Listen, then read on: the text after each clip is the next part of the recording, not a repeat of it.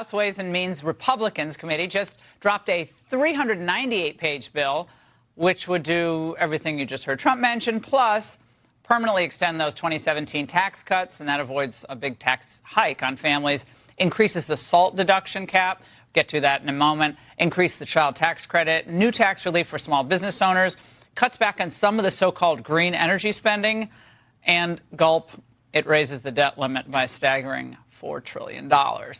Here with me to break it all down, Missouri Congressman Jason Smith, man of the moment. He's the House Ways and Means Chairman. Congressman, a few days ago, this was the headline from Politico. Republican mega bill must not add to the deficit. Fiscal hawks demand. Well, does it add to the deficit? So according to CBO and Joint Tax, it shows that it adds $4 trillion to the deficit. It's also the same CBO that said the original 2017 Tax Cut and Jobs Act would add $1.5 trillion to the deficit. But in fact, we had $1.7 trillion of increased revenues above what they projected.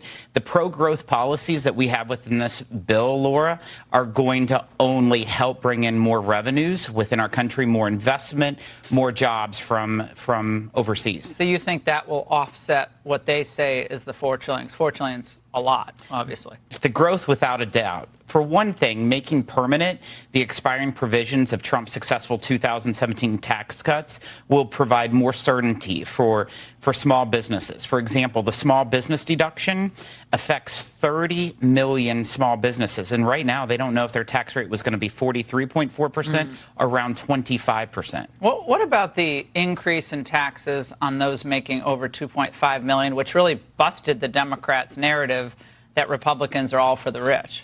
That's not in this bill. That didn't make it. It's not in this bill. All the tax rates are staying the same as what they currently are.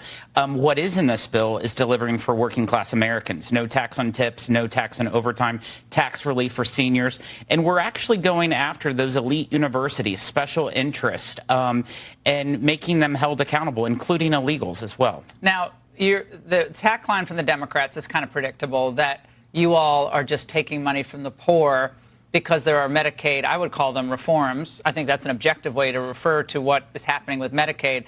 But nevertheless, that's what they're saying. Walk us very briefly through what will happen to Medicaid benefits. So it's basically work requirements. That is the main focus. When you look at what we're doing in Medicare, making sure that illegals are not receiving those benefits. The Obama premium tax credits, for example, we're preventing that to go to illegals. And just by doing that alone saves us $150 billion.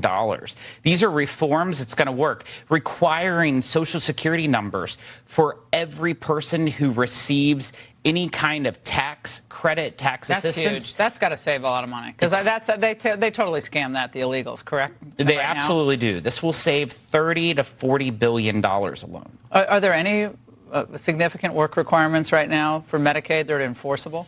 Not in Medicaid. There is some work requirements in TANF, temporary assistance for needy families, but this is going to expand it even more. Yeah, that seems pretty common sense. I'm not sure why that wasn't in place. So what's the timeline, Senate, for considering this and the big, beautiful bill signing? What's the timeline? So tomorrow we start the process to mark up the bill in committee.